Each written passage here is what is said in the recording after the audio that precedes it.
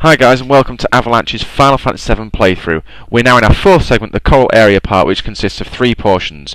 We're now in the final portion of this playthrough, and after being sent to Coral Prison, we have to find out what actually happened in Barret's past and how dark and secluded it gets. And also we find a convenient way to escape from the prison, and we get our first mode of transportation. First of many battles we're going to have in Coral Prison. I'm going to attack these guys, just standard attacks and stealing. The reason why is because these monsters are two-faced. They actually can cast Cure 3, but on you. And then when they do it, they disappear. So they're a bit of a confusing enemy. They either attack you or heal you. So yeah, they're not the easiest thing to work out. And it'll save us some magic points. So he's about to attack us by casting Cure 3 on us. Which again, I'm not entirely sure why that's the case. And we can get a Phoenix down from stealing from him. But you can also do this self-destruct, which will hit one of us for a large damage. But because they all killed themselves, we don't get any experience. Or any AP.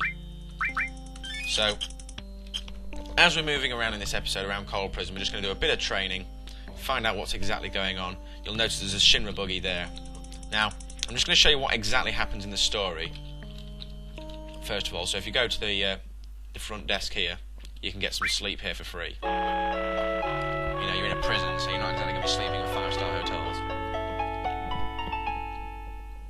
So wherever you can grab some sleep, and it's a free sleep as well, so it doesn't cost you anything. And if you speak to these chaps here, well, if they'll let you speak to them, they won't, but they follow you. But you've got to go and speak to Mr. Coates, who's in here. So are you going up? Going up where? So we're all scrubs in the Golden Saucer dump. The only way to go back up there, back to the Gold Saucer, is to win the Chocobo race. But you need the boss's permission to go in the Chocobo race. So essentially, we're not going to have a chance to get our freedom until we make the boss happy. And the boss, obviously we know Dio, is very unhappy with us because he thinks we've killed everyone. So we're in a bit of a dichotomy here. We can't go up until we please the boss, and we're not going to please the boss.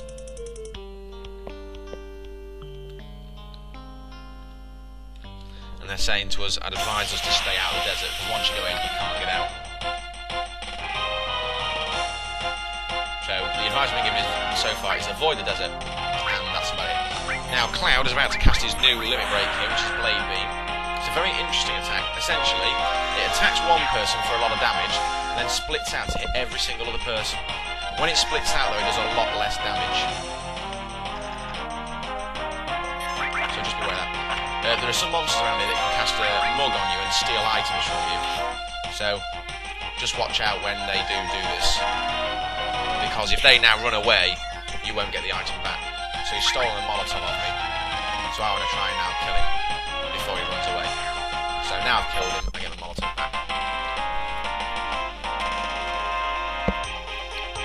But that new limit break from Cloud is his first level 2 limit break. So for us to learn our second level 2 limit break, we have to use that one several times, of which we've just done once. So it attacks one person for heavy damage, and then after that it then splits up and does a little bit of damage to everyone. If we go down here, there's a little bit of an Easter egg here, where there's a treasure chest that was going to give you access to a quest, but they've actually removed it from the game before it got released. Now if you go on a debug mode, you'll find that treasure chest is actually a person, a corpse. Now, there's a few options here. We can do a bit of training, or we can go straight on to the next sort of area, which is how to get out the prison. So if we go right here, we just go into Desert Land, and you can get lost for ages. Now, when you're in the desert, you can get lost so easy, and when you try and go back on yourself, you just get lost. So, if you've done what I've done and gone into the desert, make sure you've got plenty of magic points and stuff, because you can fight really strong monsters like this land worm, which has just done 150 damage to everyone. The flip side is that these worms will give you good experience. They give you great items, turbo ethers. They're brilliant items. They have 2,000 hit points, and it's just a regular monster. but they are weak against the cold as well, so they're easy to kill, they just have a lot of life and can do a lot of damage. Now, I'm not going to use Barret's Limit Break here for a very special reason. We're about to encounter another boss soon, so standard limit building you might think applies. However, this boss we're actually going to fight one-on-one. Barret is the only person who's going to fight it. A bit like when we fought Rufus in Midgard just with Cloud, we're going to fight this boss just with Barret. So I'm not going to use Barret's Limit Break, I'm going to let it stave up.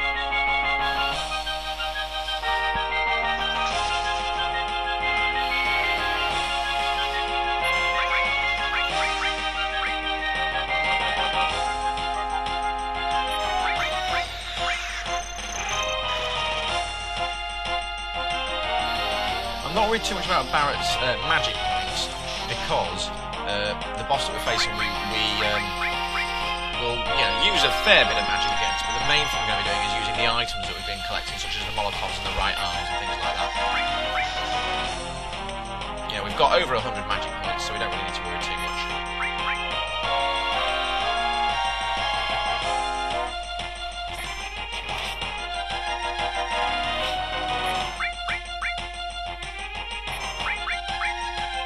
The monster's got 43 hit points and I'm about to use Greased Lightning from Luffy. So we're definitely killing it. In fact, we must have used Greased Lightning quite a few times now, so we ought to be getting close to getting Luffy's next limit break. Because Luffy's obviously only got the one limit break because she joined our party quite late.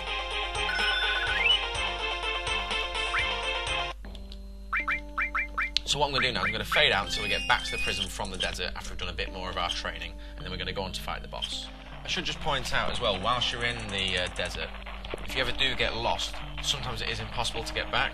So what you've got to do is go north and west, and you'll find a Chocobo rider, similar to the one that brought Tifa here, and you just click get on, and he'll bring you straight back to the main prison area, just here. Just for future reference in case any of you ever do get lost. Whilst I've been doing a bit of training out in the desert, getting 1 or 2 levels for some of my characters, I've also learned Yuffie's new limit break, level 1 limit break, Clear Tranquil. So what I'm going to do is I'm going to get into one more battle just out here, just to show you what's what. Then I'm going to show you how to continue with your quest.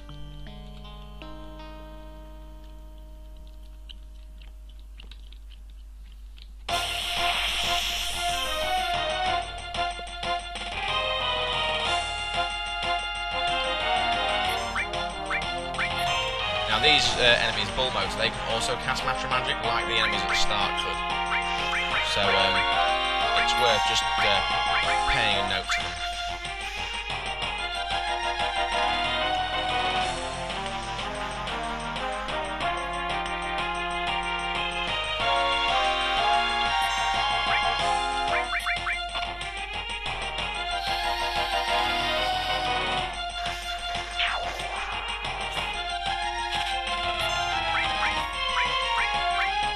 Next potion off though, so it's a good bit of stealing. So now Yuffie's going to be able to use her next limit break, Clear Tranquil, right now. And essentially it's a healing spell, a bit like Aerith's, healing wind. The only difference is it's slightly stronger than Aerith's healing wind, so it'll heal slightly more.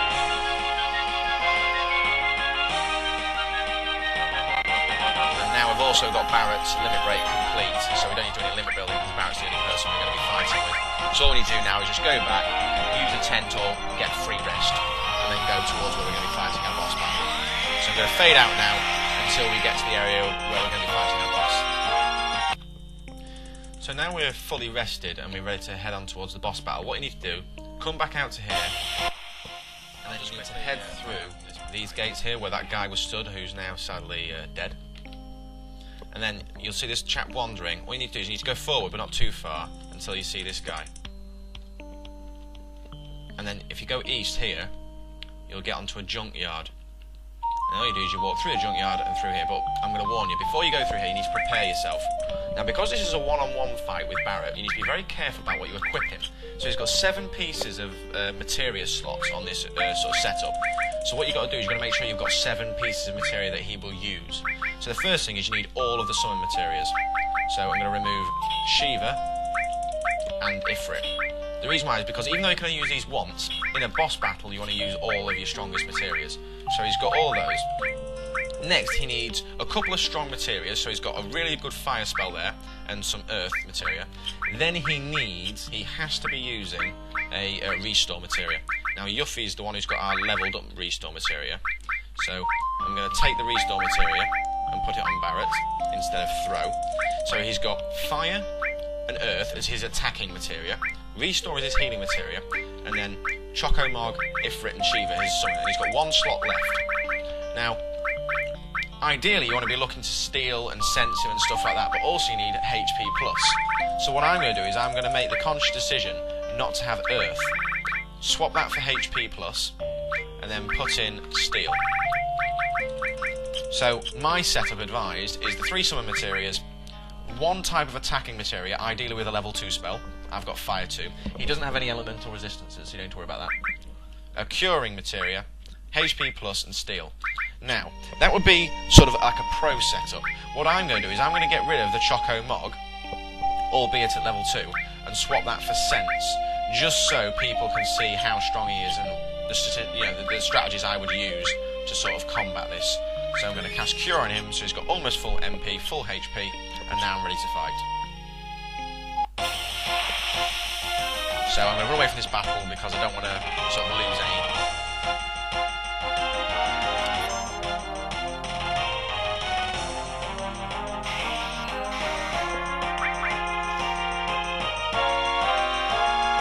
So as soon as we go forward, we'll get into an get into a sequence with Dyne. So we know he's here, and he's causing a mess.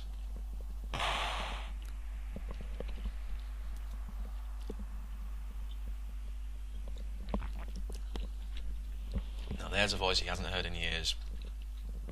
Not quite 5 years like Cloud, but a few years.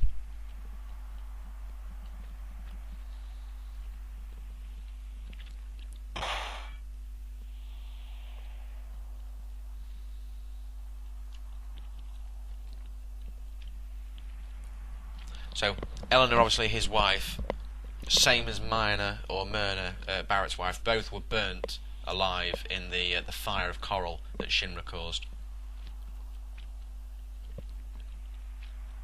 And Dyne personally blames Barret because Barret was the one who convinced Dyne to let the Shinra into Corel and let them take all of the stuff.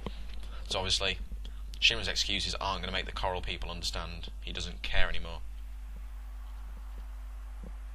He's just so fed up with the Shinra. You know, you thought that Barret had issues with the Shinra, and Dyne's are even, more exacerbated.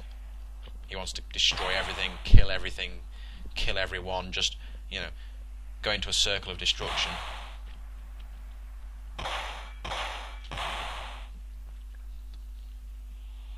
He's got nothing left. Corel, we've seen what Corel looks like. It's a complete mess. Eleanor's dead. Marlene's still alive.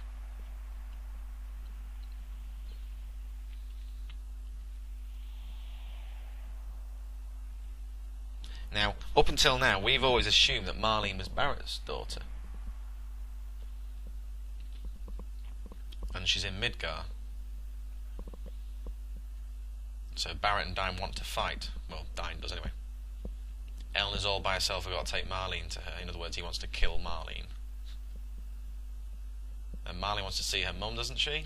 So Dyne wants to kill his own daughter so he can see his mum, because Dyne wants to kill himself. There he goes. Dyne's just that incessantly enraged. So this is Barret's problem. Cloud stay the hell out of it. Okay, so the strategies for this battle are very straightforward. Dyne's only got 3 or 4 different attacks, so before we start we're going to get Grenade Bomb off. As soon as you can, get your Limit Break off, or if it's not fully built up, don't worry.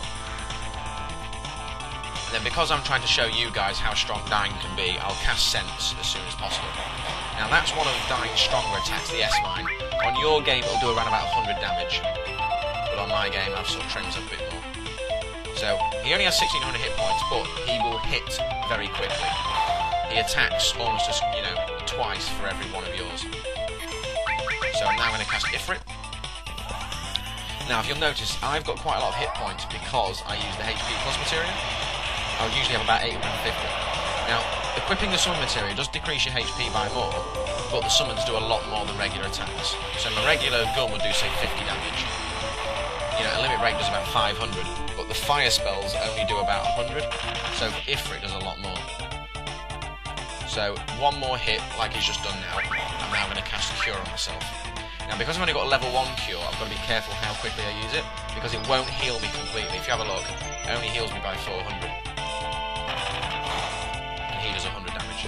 But he will create another chance for me to have a limit break soon. So now I've cast Shiva, he'll be on less than half life, he'll be on lower than 800 life. On your game, maybe that's 700. So after this, he'll be on less than 800 life, and I know my limit break was about 500, 600. So I know that all I've got to do is survive until I get to the limit break, and then I'll win. That's the point behind this battle. If you play it aggressively, you'll lose, whereas if you play it defensively, like I'm doing, you'll win. So even though I don't need to heal now, I'm going to cast heal. And if you notice there, he got another attack in before I could even do anything. So it's important that you regularly heal. I've got plenty of magic points, there's no rush, and now I've got my limit break. So now I'm going to cast my limit break, and after I've cast this, he'll be on virtually no life. See what I mean? Usually a limit break doesn't get interrupted, but he cast both of those before I even pressed on my limit break. He attacks so fast. So now he'll be on virtually no life. So now the first thing I'm going to do is heal. Even though I probably don't need to, I'm going to heal just in case. So this will probably put me back near full life. So he's just cast Needle Gun, and now he's cast his limit break spell, the Molotov Cocktail. This is sort of his really strong attack. It has a chance to stun you. Even though all his attacks do about 120, 130, the Molotov Cocktail can stun you. So now I'm on over 700 life, and now I'm going to cast... Well, I was going to cast Fire, but he's just done 2 spells again, so I'm going to heal myself again.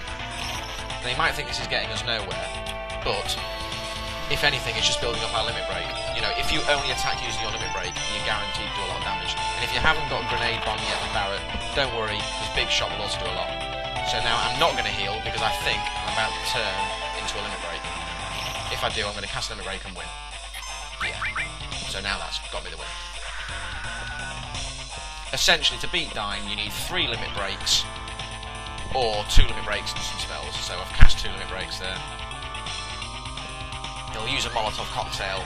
Like most of the bosses you've been fighting, he uses a limit break just before he finishes, or his strongest attack, and falls over. So, to be honest, not as hard as Genova, and we had less people. The reason why it wasn't hard though is because I had the setup correct, and I was very defensive, and I've gained Hammer Blow, Barret's 4th limit break, because I've used, you know, in that battle alone I used Grenade Bomb 3 times, and you only need to use it 8 times to get your new limit break. So, quite a tough boss battle there against Dyne, but I made it look easy because I was very straightforward in what I did. I used Cure as soon as I needed to. I didn't wait and risk it in case he got 2 or 3 attacks in quickly, because if you notice there was some times where I would do 1 attack and he would do 3. Now, whereas my attacks don't do that much, 3 of his attacks do nearly 400 damage. On your game, maybe about 300. So, the key things here, I mean, whilst this sort of dialogue's playing out, is ideally equip 2 of the 3 summon materia onto Barret, you know, Ifrit and Shiva, or Ifrit, Shiva, Chocobo, Mog. If you have the HP plus materia, if you've been following my playthrough, equip that. The restore materia, and then a couple of other materias you're allowed to pick between yourselves, whatever you want. So I used Sense and Steel. I didn't even get the chance to steal there, you know. There wasn't one time where I sort of thought, oh, should I steal off him? So I could have stolen off him if I wanted to. You don't really get many good items off Dyne. Off the top of my head, I can't exactly remember what it is, but I think it's like a Molotov Cocktail like he uses. So he's given you a little pendant that was Eleanor's, and now he's saying, you know, thank you very much. Marlene's now 4, because obviously the accident happened 4 years ago when Marlene was just born, and now Dyne's finally happy knowing that Marlene's still alive.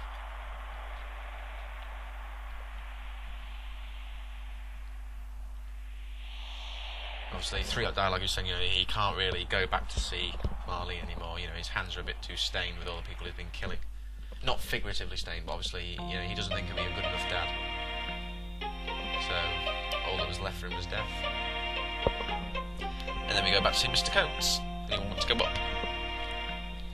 You've got to get the boss's permission.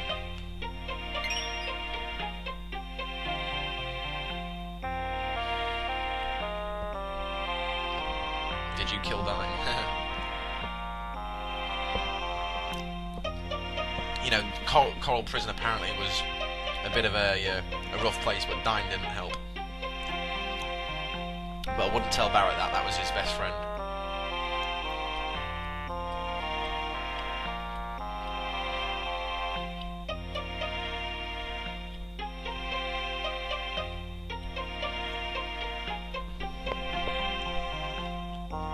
So he's going to let one person go up, and then he'll deal with Dio.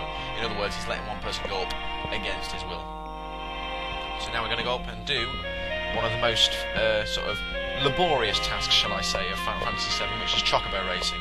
Later on in the second disc, you have to breed Chocobos, and that can take up, you know, 20 hours of gameplay.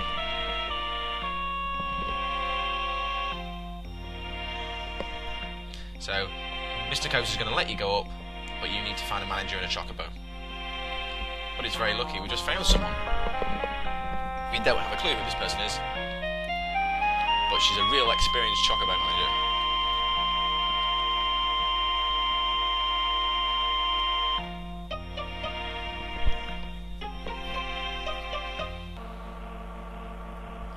So, Esther knows what happened, and she's going to tell Dio about it.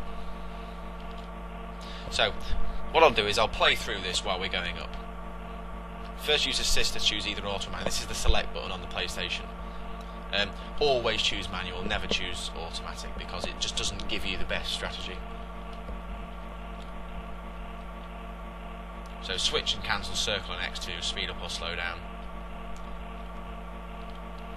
Now the important thing is that if you press the circle button, that will give you a boost. No, sorry, I said a second ago that the circle button gives you the speed up. The circle button gives you sort of like a very fast speed up, like a boost. Now what will happen is when you do that, it will make you go almost too fast, and the Chocobo will lose a bit of control. But when that happens, what also happens is the Chocobo's stamina, sort of like the energy, goes down a lot quicker than it should do. So you can only really use the boost for short amounts of time.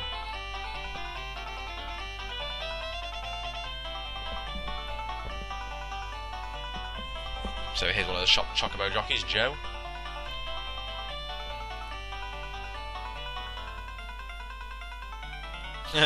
Suddenly people playing cards are like, what the hell's going on? Why did you get put down? What's going on? You know, are you some sort of criminal that we need to watch out for because you're going to stab us in the back? You know, these are just innocent Chocobo jockeys. So while Esther's checking on the Chocobo, I don't think anyone needs to get told there's a piece of materia here. And it's a red piece, it's a summon materia, Ramu. That's the newest summon materia that you're going to get. You're not able to access the menu at the moment because you don't really need to. And these chaps here are just playing some cards and they're saying to you, you know, watch out and don't get cocky. And there's the bell telling you the race is about to start. So I'm going to fade out now until we actually get onto the race. So here we are, we're in manual operation. Nice speedy getaway to start with.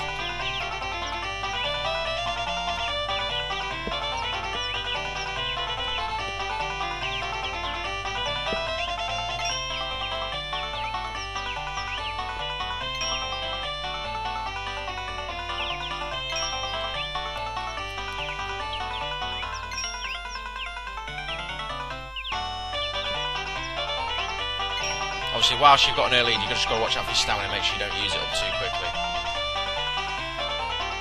So we'll have another boost here to try and get a big, big lead.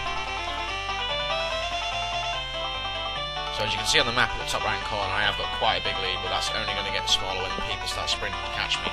If you look at the icons on the top, you can tell which Chocobos are sort of sprinting, because they'll have a bit of a grunt face like that, like number 1 has there. So for me, this is my second Chocobo. Sometimes you can struggle on your first one. So they're catching up to me quite close now. So I'm going to do a bit more of a sprint here to try and get away from them. And now I've got a tiny bit left just for a sprint finish, which I should need. There we go. And then cross the line.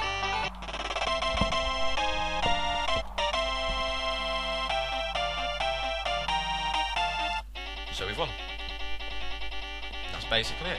Pretty straightforward, really. And that is, you know, Chocobo Racing in a nutshell. And now we get a little cute letter from Dio. So we've all got a full pardon because we've won. Here's a little gift. And we've just got to call on our party Hensei system. The assistant manager just dropped by and dropped off a buggy.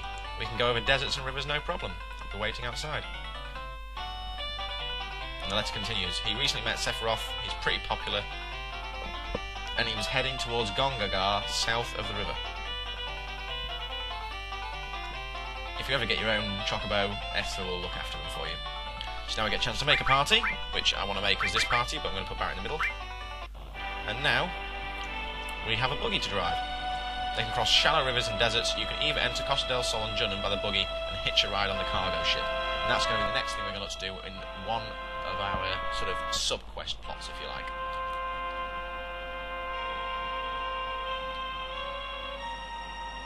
Okay guys, and that was all for this, the final part of the Coral area playthrough from Avalanche's Final Fantasy VII playthrough. We've got out of Coral Prison and we've got ourselves a buggy.